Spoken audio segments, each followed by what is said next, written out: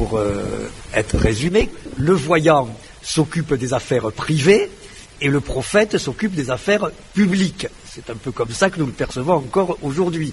On va, à l'heure actuelle, et on faisait déjà cela dans l'Antiquité, on va consulter un voyant parce qu'on veut savoir si on va, quand on est une jeune femme un peu solitaire, si on va rencontrer un beau jeune homme blond concernant Leonardo DiCaprio. Et quant au prophète, il annonce les résultats des élections. Il s'occupe des affaires publiques. On a même fait annoncer des résultats d'élections à Nostradamus, le pauvre homme qui n'avait pas de préoccupation très républicaine. Donc, on a entendu parler de ces histoires depuis l'Antiquité. De même, depuis l'Antiquité, on a entendu parler des histoires d'apparition, et ainsi de suite.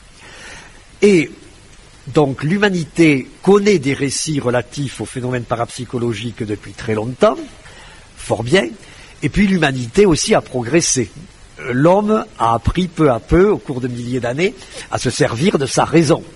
Et finalement, il a commencé par s'en servir intensément, à partir du XVIIe siècle, à partir de Descartes. Au XVIIIe siècle, la science que nous connaissons a commencé à prendre forme.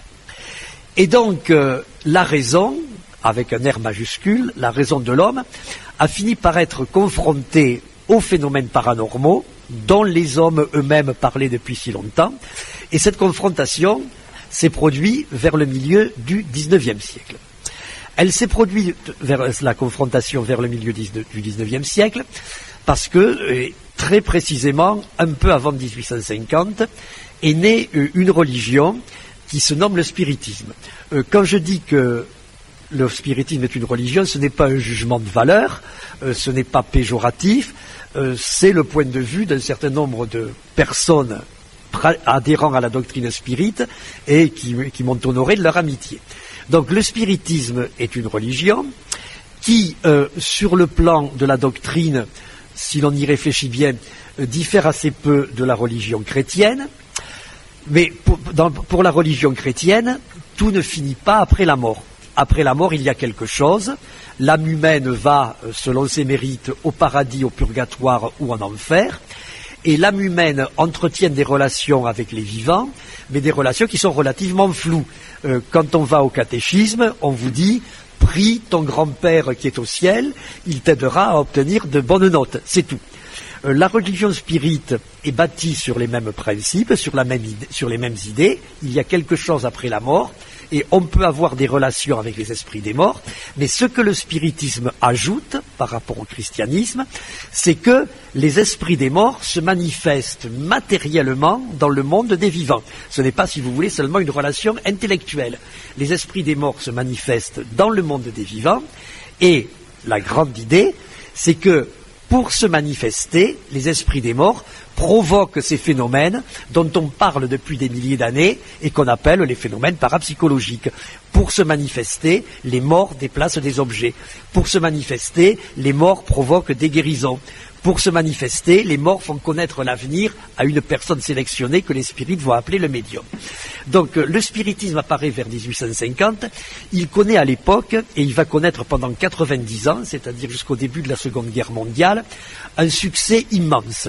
Un succès dont nous n'avons plus la moindre idée aujourd'hui. Entre 1920 et 1940, en France, la religion spirite, c'était des centaines de milliers de pratiquants, c'était des journaux à grand tirage, c'était des caisses de secours mutualistes, et ainsi de suite. Donc, le spiritisme connaît un succès indiscutable, il part d'Amérique, il gagne l'Europe, et automatiquement, la communauté scientifique, les grands scientifiques de l'époque, sont face au mur. Ce coup-ci, il faut y aller, il faut étudier la question, puisque cette religion qui a un tel succès dit « je suis basé sur le fait que la voyance est une réalité, sur le fait que certaines personnes sont capables de mettre en mouvement des objets sans les toucher.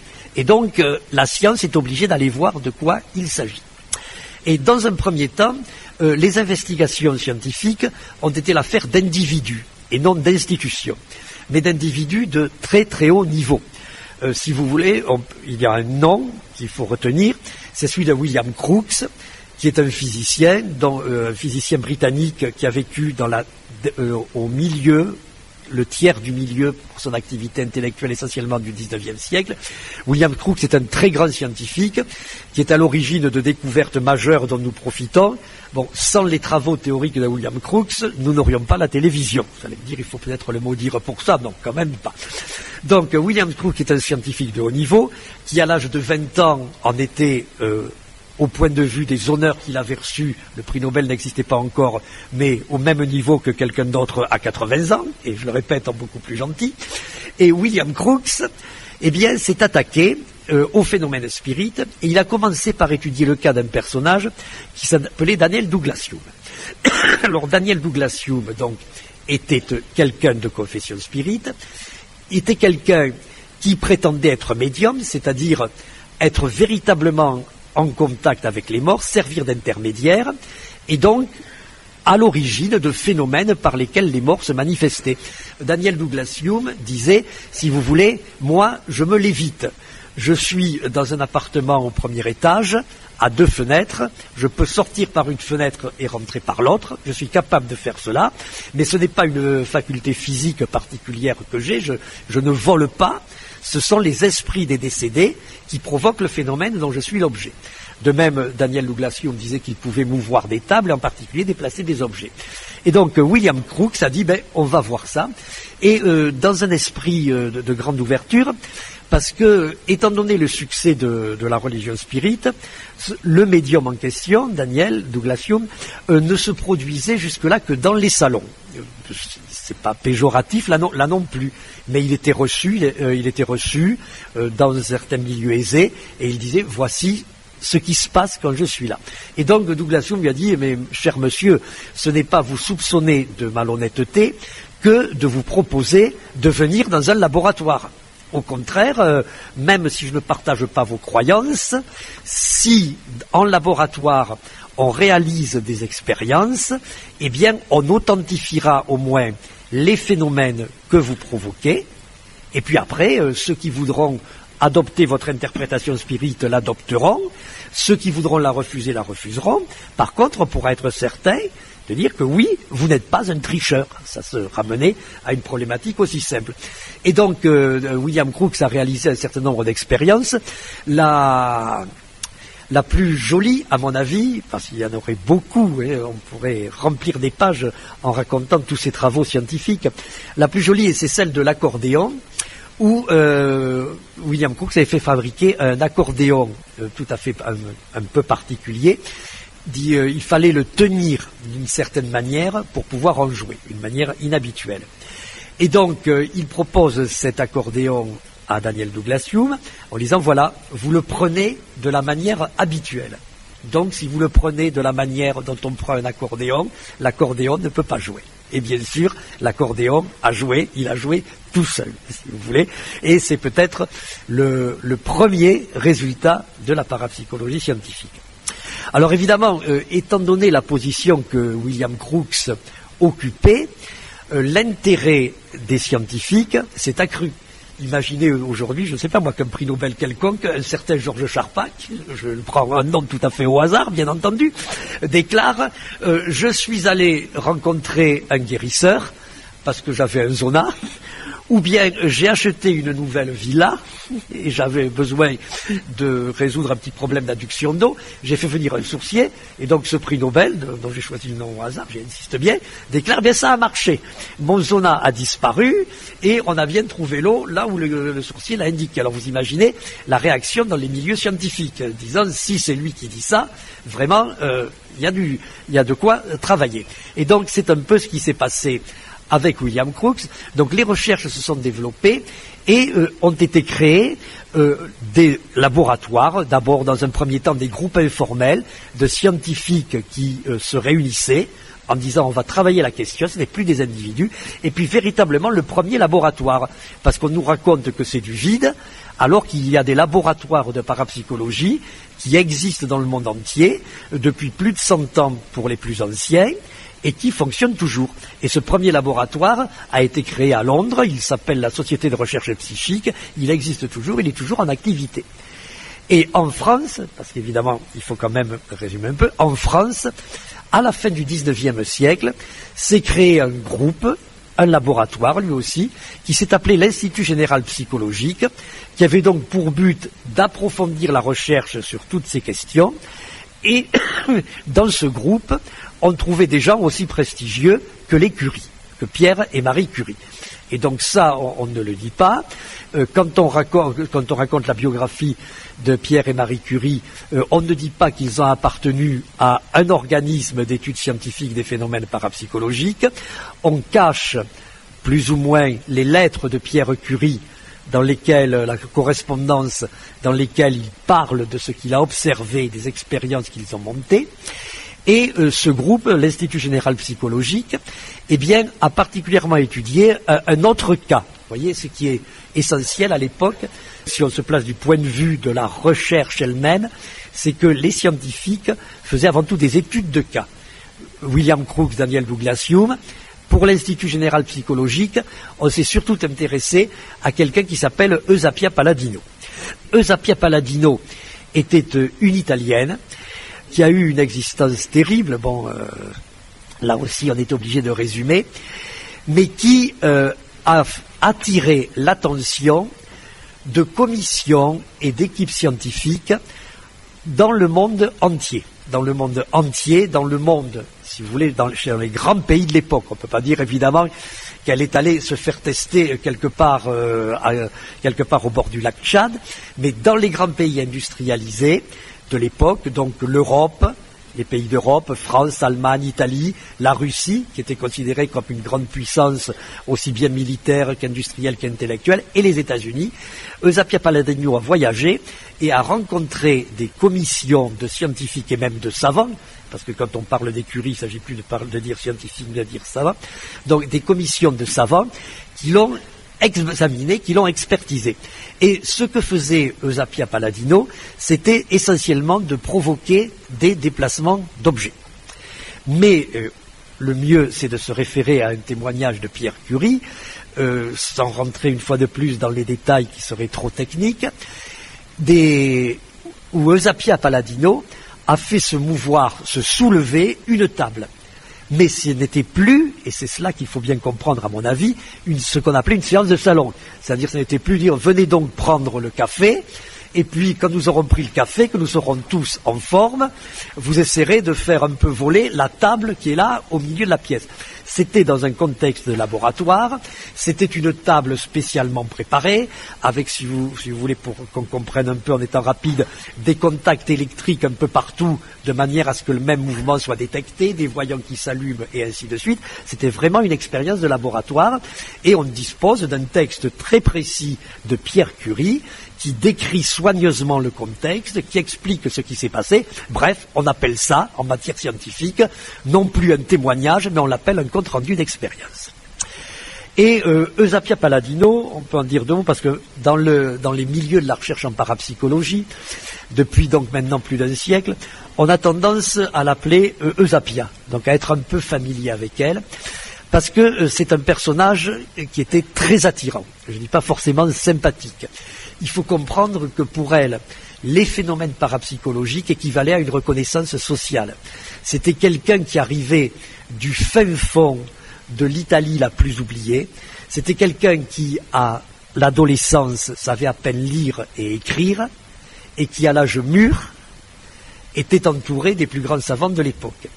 Donc il y avait pour elle une reconnaissance sociale, c'est une ascension sociale, plus encore qu'une reconnaissance, ce qui fait que les rapports avec elle étaient un peu difficiles, qu'il est certain que quelquefois elle a triché, mais elle a triché, ce sont des histoires assez complexes aussi, on a provoqué la tricherie. C'est-à-dire que quelquefois, on a diminué les contrôles de manière à voir si dans ces cas-là elle trichait, et elle a triché quelquefois tout simplement parce qu'elle avait moi j'en suis quasi certain, elle avait peur de voir ses pouvoirs disparaître.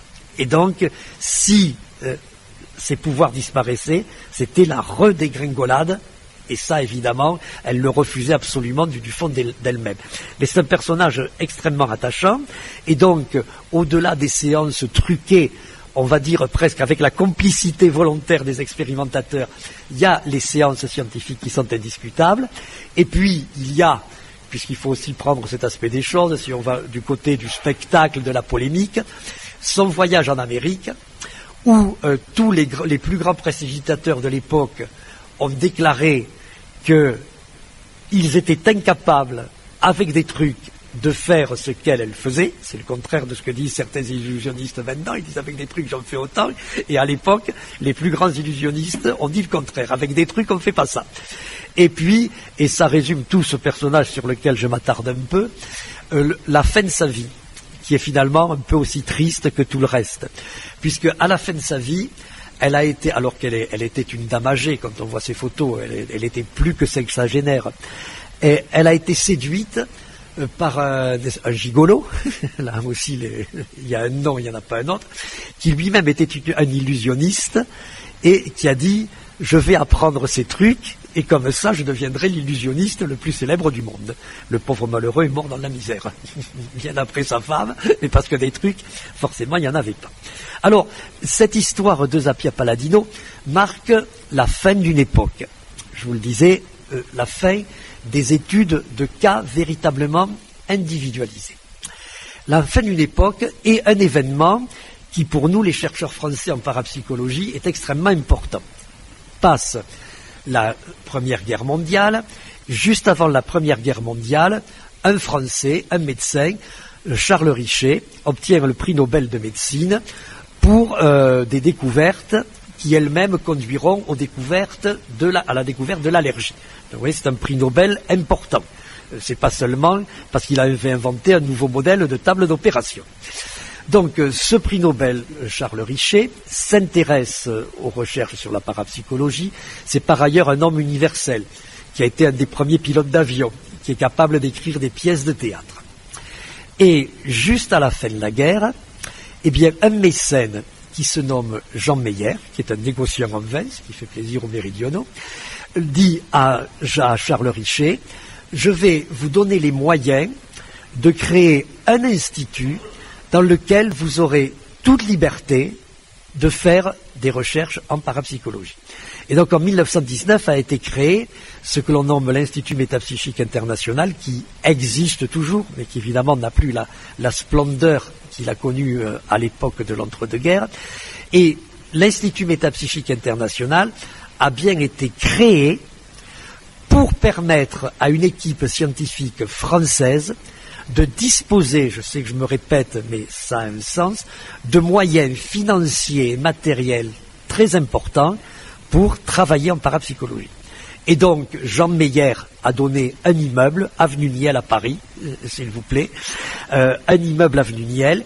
Il a donné des finances en liquide pour qu'on puisse se déplacer, pour qu'on puisse faire venir à Paris des gens qui y séjourneraient, avec qui on expérimenterait. Et la politique de l'Institut métapsychique a consisté non plus à étudier des cas individuels, véritablement, comme Zappia Palladino, mais à étudier des séries de cas à l'intérieur d'un problème.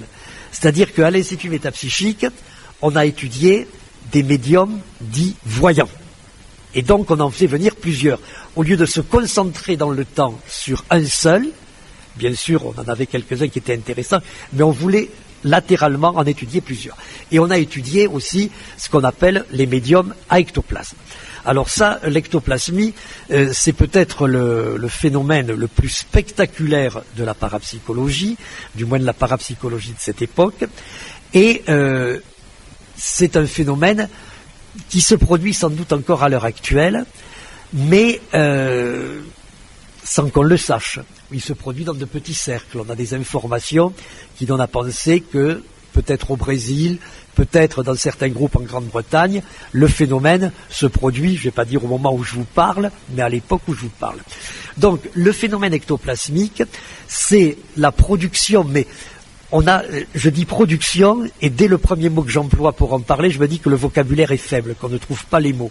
C'est la production par un individu d'une matière blanchâtre, qui peut prendre, non pas forme humaine, mais la forme d'aspect de parties du corps humain, des mains, des bas de visage, des pieds, se déplacer dans l'air et puis disparaître. Et quand on dit production, c'est vrai, c'est parce que cette espèce de matière blanchâtre a l'air de sortir de l'organisme d'un individu. Or, l'ectoplasmie, comme l'a écrit Michel Granger, qui est aussi un ufologue, certains doivent le savoir, c'est la grande oubliée de la parapsychologie. Moi, je pense que c'est moi qui ai redécouvert l'existence de ces travaux il y a une trentaine d'années, parce que j'ai eu l'occasion de rencontrer les derniers survivants de ceux qui avaient réalisé les expériences. Et donc, c'est comme ça qu'on en a un peu reparlé. Et donc, l'Institut métapsychique a étudié l'ectoplasmie, a fait des expériences avec des médiums qui produisaient des ectoplasmes. Essentiellement, c'est une coïncidence des médiums de nationalité polonaise. Donc, on les faisait venir à Paris, on leur payait un séjour de une semaine, plusieurs mois à Paris si nécessaire. Il y en a l'un d'entre eux est resté plusieurs mois. L'Institut métapsychique a aussi travaillé sur des voyants. Et en particulier, parce qu'il faut bien des anecdotes, sans rester aux généralités, à l'Institut métapsychique, parmi tous les médiums voyants qu'on a étudiés, il y en a un qui se nomme Pascal Fortuny, auquel on pourrait consacrer des livres entiers, étant donné les exploits parapsychologiques qu'il a connus, mais qui est à l'origine de ce qu'on peut appeler les expériences historiques de la parapsychologie, les expériences en sens pièces de musée, monuments qu'on va visiter. C'est l'expérience de la chaise vide. Nous aurions eu Pascal Fortuny, nous aurions pu réaliser peut-être cette expérience ce matin. Alors l'expérience de la chaise vide, dans laquelle Pascal Fortuny excellait, était très simple. Vous voyez, on prend une salle de conférence, comme la nôtre, avec la simple précaution consistant à numéroter les chaises. On vérifie que les chaises sont soigneusement numérotées, et puis quelques heures avant que le public arrive, eh bien, on tire au sort un numéro de chaise. Et on dit à Pascal Fortuny, voilà, on a tiré le numéro 89, qu'est-ce que vous pouvez nous dire de la personne qui occupera dans 2 heures, dans 3 heures, le siège numéro 89?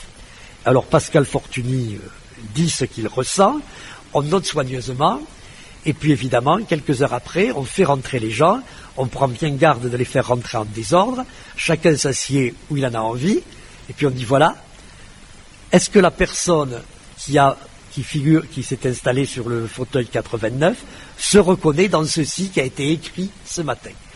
Et évidemment, Pascal Fortuny réussissait très bien à décrire la personnalité, à donner des informations sur l'existence de celui qui, par hasard, avait occupé le siège 89. Donc, vous voyez, on faisait ce type d'études collectives, et puis on a en même temps, l'Institut métapsychique, ouvert une voie vers ce qui a été ensuite, pendant 50 ans à peu près, la grande perspective de recherche, mais développée aux États-Unis. Et cette voie, toujours cette nouvelle piste, toujours à l'Institut métapsychique, a été ouverte par un ingénieur qui s'appelait René Varcollier, qui lui a travaillé sur la télépathie, mais c'était une nouvelle étape qui était franchie. René Varcollier a certainement été un des premiers, et peut-être même sûrement le premier, à ne plus chercher à expérimenter avec des vedettes, avec des gens capables de produire des phénomènes parapsychologiques de manière intense, mais avec n'importe qui. Puisque, et sous l'influence de Charles Richet, notamment, qui, je vous l'ai dit, était un esprit universel, c'était un médecin expérimentaliste, mais c'était aussi un penseur, on en était arrivé, à cette époque-là, à bien faire, et dans le respect des consciences, la distinction entre le spiritisme et les phénomènes parapsychologiques eux-mêmes. On en était arrivé à dire, les phénomènes parapsychologiques sont une chose, ils font partie de la nature.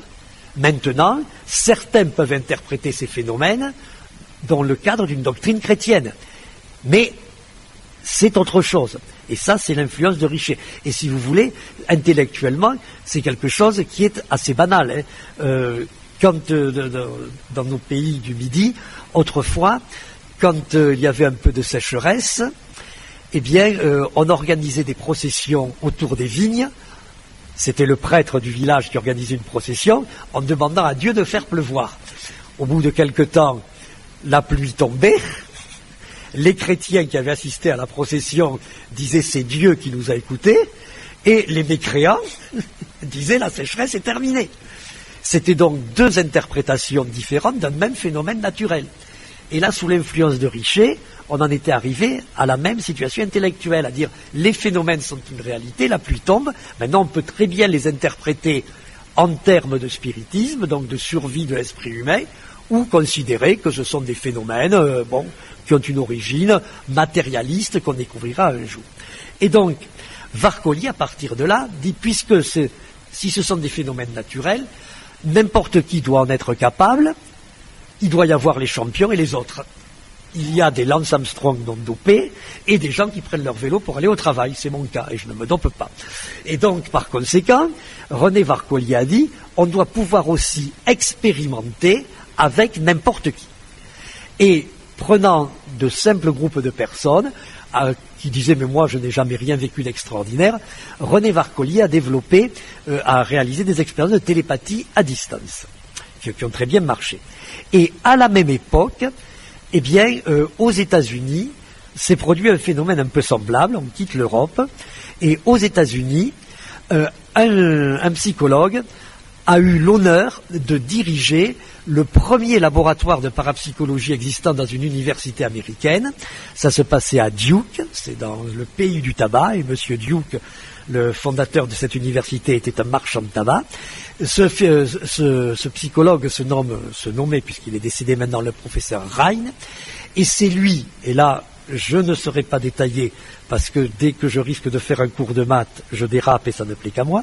Donc ce monsieur Rhine a eu l'idée d'utiliser certaines méthodes mathématiques pour réaliser des expériences de voyance et de télépathie, mais des expériences qui n'avaient de sens que si les résultats étaient analysés mathématiquement, en utilisant certains moyens mathématiques. Et à partir de là, on peut dire qu'on avait véritablement la preuve. Parce que là, il s'agit, à partir des travaux du professeur Rhine, il ne s'agissait plus de discuter. La discussion n'était plus possible. À l'heure actuelle, vous prenez un médicament quelconque, disons du paracétamol, parce que vous avez mal à la tête. Pourquoi prenez-vous ce médicament ? Parce que vous savez qu'il est efficace, qu'il va soulager vos névralgies. Et pourquoi savez-vous qu'il est efficace ? Parce qu'on a réalisé en laboratoire des expériences avec des animaux. Comment a-t-on traité les résultats de ces expériences avec les animaux sur le paracétamol? Grâce à certaines méthodes mathématiques. Et donc c'est l'analyse mathématique des résultats d'une expérience sur des animaux qui prouve que le paracétamol soigne le mal de tête. Eh bien ce sont les mêmes, et quand je dis les mêmes, ça n'est pas une figure de style, ça veut dire les mêmes formules algébriques basées sur les mêmes théorèmes qui ont été utilisés par le professeur Rhine pour traiter les résultats des expériences qu'il avait conçues, et donc il a apporté aussi certainement la preuve de la réalité des phénomènes parapsychologiques que les expériences de biologie animale apportent certainement la preuve de l'efficacité du paracétamol. Et donc, pendant près de 50 ans, le laboratoire de Rhine a fonctionné. Il y a eu d'autres laboratoires qui ont été créés aux États-Unis. Il y en a eu un peu partout dans le monde. À l'heure actuelle, en Europe, il y en a un, c'est l'exemple qu'on donne facilement parce que ça donne une idée frappante, qui est à Fribourg-en-Brisgau, donc juste à la frontière Allemagne, malheureusement du côté Allemagne, pas du côté français. Et ce laboratoire de parapsychologie, qui existe depuis 1950, emploie 40 chercheurs à plein temps. En France, c'est une affaire de bénévolat, comme vous le savez. Il y a des laboratoires en Hollande. Il y en a deux, à Utrecht et Amsterdam, qui sont tous les deux dirigés par l'ami Dick Berman, qui est un très joyeux compagnon. Il y en a qui ont été ouverts récemment dans les pays scandinaves. Il y en a un au Japon, qui est un laboratoire scientifique privé, mais bon, dans les pays d'économie libérale, ça n'est pas étonnant, qui est financé par la société Sony, qui n'est pas exactement une petite entreprise familiale. Il y a plusieurs laboratoires dans les universités britanniques, dont à l'université d'Édimbourg, ce qui est l'un des plus grands laboratoires du monde, la chaire de parapsychologie de l'université d'Édimbourg. Et là aussi, quand on dit chaire de parapsychologie de l'université d'Édimbourg, ce ne sont pas des périphrases, ce ne sont pas des beaux mots pour faire joli, c'est exactement la dénomination administrative, qui fait des expériences à Édimbourg sur les phénomènes de voyance et de télépathie en état altéré de conscience. Parce qu'il y a longtemps que l'on soupçonne que ce qu'on appelle les états altérés de conscience, qui sont une très vaste gamme d'états de comportementaux humains, ça va du demi-sommeil jusqu'à l'hypnose, en passant par certaines formes de transe, etc. Bien que tous ces états favorisent les formes de voyance et de télépathie. Et donc, à Édimbourg, on travaille surtout sur ces questions, mais dans une perspective technologiquement très lourde. Moi, je ne vois pas comment on réaliserait une expérience comme ça en France, sans argent, avec des bouts de ficelle. Donc ça se passe en Europe, et ce sont encore les anglo-saxons. Et puis, il y a des laboratoires aux États-Unis. Là aussi, quand on fait une conférence, on cite des noms chocs. Il y a un laboratoire de parapsychologie à l'université de Princeton. Et l'université de Princeton, de nouveau, ce n'est pas celle de Plougastel-Daoulas, avec tout le respect que j'ai pour les fraises. Bon, donc, l'université de Princeton a eu un laboratoire de parapsychologie. À une époque, elle en a même eu deux, qui abordaient le problème sous deux angles différents. L'un sous l'angle purement physique et l'autre sous l'angle du comportement de l'individu. Parce que c'est vrai qu'il y a le problème physique, la réalité du phénomène, et il y a la question le phénomène est vécu par quelqu'un. Le phénomène parapsychologique, une voyance, c'est quelqu'un qui ressent ça. C'est très important. Mais si on a fermé un des deux laboratoires, c'est pas par restriction de crédit, c'est simplement qu'on a privilégié l'autre approche. Et donc, aux États-Unis, et en particulier à Princeton, on travaille, j'approche de la fin, on travaille sur ce qu'on appelle le projet de conscience globale. C'est dans la lignée de ce que pensait autrefois René Varcollier, puis de ce qu'a pensé le professeur Rhein. Nous sommes tous capables de provoquer des phénomènes parapsychologiques. Mais de nouveau, un pas de plus est franchi, et est-ce que ces phénomènes ne pourraient pas se produire de manière collective, à l'échelle de l'humanité? Et donc, c'est très simple, dans le principe. En pratique, comme toujours, c'est très compliqué. Mais c'est très simple. À l'initiative d'un chercheur de l'université de Princeton, qui s'appelle Roger Nelson, il y a un certain nombre d'ordinateurs qui sont répandus dans le monde entier, qui tournent en permanence, je dirais là aussi, pour être simple, pour pas de prendre le risque de vous faire un cours, d'une certaine manière. L'ordinateur tourne sans arrêt, et accomplit une certaine tâche. Et tout est programmé, évidemment, pour que cette tâche soit accomplie de manière permanente, répétitive, et sans que rien ne change à aucun moment. Puis il y a des courbes qui traduisent tout ça, des courbes qui sont enregistrées et sur lesquelles un expérimentateur peut regarder, tout se passe bien, comme un électroencéphalogramme, vous êtes en bonne santé, la courbe est bonne. Et le problème, c'est que tout ce système à l'échelle mondiale indéréglable, se dérègle peut-être quelquefois, et se dérègle quand il se produit un événement qui choque complètement l'humanité. Et donc, Roger Nelson et son équipe ont observé des dérèglements de courbes totalement incompréhensibles au moment, je ne vous donne pas de détails, vous irez voir dans les livres, au moment où se produisaient des événements qui constituaient littéralement des chocs pour l'humanité.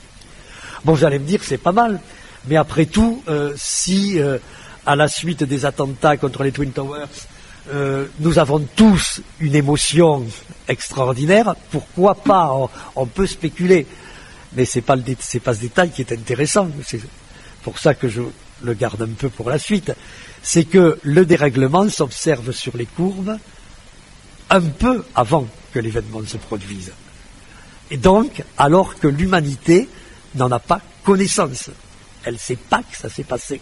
Elle ne sait pas que ça s'est passé pour la bonne raison que ça ne s'est pas encore passé. Mais elle se comporte comme si elle savait que ça va se passer. Et on voit les ordinateurs qui se dérèglent. Alors ça, ce sont les recherches de pointe, avec une autre question de laquelle que Jocelyn traitera peut-être tout à l'heure parce qu'il est plus spécialisé que moi, c'est ce qu'on appelle les NDE, les expériences de mort imminente, qui sont entrées dans le domaine de la recherche de la parapsychologie il y a quelques années. Alors, ces expériences, bon, là, je pense qu'il n'est pas utile de donner une anecdote. Ces expériences, tellement on en a parlé, ces expériences sont intéressantes par la question qu'elles posent, qui est une question, encore une fois, dégagée de tout préjugé ou de tout a priori philosophique ou religieux, mais qui est certainement une des questions fondamentales, puisque c'est la question « qu'est-ce que c'est qu'un être humain ? Qu'est-ce que l'homme ?» Pour certains scientifiques, qui en réalité à ce moment-là ne se comportent pas en scientifique mais en philosophe et même en doctrinaire, l'homme, c'est une mécanique biologique. C'est une simple mécanique, et puis de temps en temps elle a des pannes, on la répare, puis un jour il y a une panne définitive et on l'envoie à la casse. C'est ça, l'être humain. Et on en est arrivé à cette prise de position depuis la fin du XIXe siècle, à coup de darwinisme. Moi, je suis certainement darwiniste, mais c'est comme les bonnes choses, il ne faut pas en abuser, ça fait mal au foie. Et donc, on en est arrivé à ça, et finalement, à cette prise de position de Marcellin Berthelot, Dieu, je ne l'ai pas trouvé au bout d'un bistouri. J'ai disséqué, j'ai jamais trouvé Dieu, ni l'âme, je n'ai pas trouvé Dieu dans une éprouvette, ni l'âme dans une dissection, je suis en train de me tromper dans mes citations, c'est pas très grave. Bon, donc, on est sur cette conception-là. Or, quand on considère les expériences de NDE, eh bien, on est amené à s'interroger, je parle bien d'interrogation, et non pas de réponse. Il faut faire la différence entre se poser la question et être capable de répondre à une question. À mon avis, à l'heure actuelle, on en est au stade de la question incontournable. Mais ceux qui prétendent que cette question a une réponse vont trop vite. Alors, question incontournable, s'il y a NDE, c'est un peu comme si une personne avait un esprit qui sortirait du corps. Mais alors, évidemment, c'est en contradiction avec l'idée que développent certains penseurs, certains scientifiques depuis la fin du XIXe siècle, selon laquelle l'homme ne peut être qu'un corps. Et donc, derrière les NDE et le phénomène dit de OBE qui les accompagne souvent, se trouve cette question. C'est évidemment une question fondamentale à laquelle personne n'a de réponse, sauf ceux qui justement veulent apporter une réponse de type philosophique, mais là ils l'apportent a priori, comme je vous disais à l'instant. Et donc c'est sur cela que travaille la parapsychologie à l'heure actuelle. Vous voyez qu'on est très loin des tables tournantes, mais qu'en même temps il y a une lignée continue, parce que, et ce sera mon dernier mot si je veux bien, si on veut vous laisser quelques minutes pour essayer de poser des questions, la parapsychologie a commencé parce que les spirites disaient il y a un esprit humain qui est encore en activité après la mort. Ça, c'était le spiritisme, et c'est comme cela que des scientifiques, à partir de cela, que des scientifiques en sont venus à s'intéresser à certains phénomènes. Eh bien, 1 siècle et demi plus tard, dans la lignée, on en est encore à se demander, on en est plus que jamais à se demander, est-ce qu'il existe un esprit humain? Mais à la différence des chercheurs des premiers temps, qui étaient quelquefois interpellés, bousculés et même déstabilisés par la pensée spirite, à l'heure actuelle, cette question, est-ce qu'il existe un esprit humain, c'est devenu une question purement scientifique. Merci.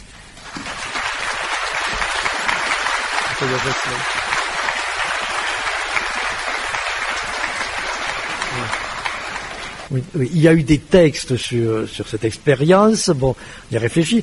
Remarquez bien que l'intérêt, ce n'est pas de faire l'expérience avec un être humain, surtout que en plus ça va être un peu scabreux, c'est au contraire de la faire avec un animal. Puisque si cette expérience a pour but d'apporter de l'eau au moulin des religions qui disent l'âme existe, un animal, pour certaines religions n'ayant pas d'âme, le poids ne doit pas changer. Donc il faut faire ça avec une souris. C'était une idée qui était venue à quelques-uns à Toulouse. Mais par contre, ce que je voudrais vous faire remarquer, c'est que vous dites l'âme, vous avez dû vous rendre compte que c'est un mot que moi je n'ai pas employé. Parce que l'âme est un concept religieux. Moi j'ai dit esprit déjà par commodité, mais je préfère même ne pas employer esprit. Et souvent j'emploie une phrase plus lourde. Donc il faut bien se garder de l'étude des phénomènes et de l'interprétation de ces phénomènes qui peut être donnée par tout un chacun à travers ses convictions. Mais l'interprétation qu'on en donne n'a aucun rapport avec le problème de la réalité du phénomène. Et s'agissant de l'existence d'un esprit chez l'homme, si l'homme possède un esprit, moi en général j'utilise plutôt une formule, je dis une part immatérielle. Eh bien, que l'on soit croyant ou que l'on ne le soit pas, c'est une réalité de la nature. Je ne pouvais pas parler de tout, mais il y a eu des expériences en Russie. Le principal chercheur se nommait Léonid Vassiliev. Il a réussi des expériences de télépathie sous hypnose à très très longue distance. Il y a eu des hauts et des bas en Russie liés à l'évolution de la situation politique dans ce pays. Bien entendu, on a beaucoup fantasmé, ne serait-ce que parce que les informations n'arrivaient pas. Donc on a très souvent pensé que les soviétiques de l'époque préparaient la Troisième Guerre mondiale à un coup de parapsychologie. Ça a au moins permis de développer un programme de recherche aux États-Unis dont je n'ai pas eu l'occasion de parler, pas eu le temps de parler aussi, qu'on a appelé Stargate, de vision à distance. Mais il y a bien eu des recherches parapsychologiques en URSS. Oui, émotion était un mot aussi pour qu'on se comprenne. Ça concerne tout le vivant. Mais là aussi, il y a des expériences de parapsychologie animale dont je n'ai pas dit un mot. Il y a aussi des expériences de parapsychologie végétale qui ont été réalisées à Bordeaux par quelqu'un qui était un ami, un médecin qui est décédé. Et là, c'est moi qui ai mis la main à la pâte. J'ai fait certains calculs statistiques. Il y a aussi de la parapsychologie végétale. Je ne peux pas vous parler directement de phénomènes liés au mysticisme, sauf, si vous voulez, à renvoyer à mes propres convictions, ce qu'évidemment je ne fais jamais en public. Mais ce que je peux vous répondre, c'est que certains phénomènes réputés parapsychologiques ne se produisent, semble-t-il, à partir des enquêtes qui ont pu être menées, que dans le contexte lié à certaines religions. Je vais vous prendre un exemple, les vierges qui pleurent. Les vierges qui pleurent, phénomène authentifié ou pas, on en discute, mais en tout cas réputé parapsychologique. Pour qu'une vierge pleure, pour qu'on dise « j'ai observé une statue de vierge pleurer », il faut se placer dans le contexte de la religion chrétienne. La lévitation, là aussi, les témoignages dont on dispose sont d'abord des récits religieux. On a vu se léviter Sainte Thérèse d'Avila et les témoins sont les autres religieuses de son couvent. De même pour Saint Alphonse de Ligorie. De même, quand on parle de lévitation chez certains moines extrêmes orientaux, les premiers témoins sont d'autres moines. Donc ça renvoie à un contexte religieux, mais ça n'est pas une raison, et ça justement c'est en ça que les chercheurs en parapsychologie se distinguent de la pensée qu'on qualifie de scientiste, pour dire ça n'est pas possible, ce sont des croyances d'arriérés. Simplement, il faut tenir compte du fait que peut-être un athée ne serait pas capable de se léviter. Mais ça, justement, je vois que le monsieur compétent est arrivé. Il est au fond de la salle, mais ça va se passer dans la salle d'à côté, pour la suite. Moi, je n'ai jamais dit que cela faisait partie des hypothèses. Je n'ai jamais émis ce genre d'hypothèse. C'est vous qui le dites, monsieur. Ah oui, non, mais vous pouvez considérer, vous, que c'est essentiel. Moi, ma démarche ne consiste pas à prêter, même de manière hypothétique, des sentiments à la tombe. D'abord, je ne suis pas un grand scientifique, il faut le dire. Et puis ensuite, un scientifique est un homme et chaque homme mène sa vie comme il l'entend. Et il y a des scientifiques très audacieux, intellectuellement et moralement, dans des domaines qui n'ont aucun rapport avec la parapsychologie. Il y a des scientifiques extrêmement conservateurs dans des domaines de pointe. Voilà. Bon, encore merci.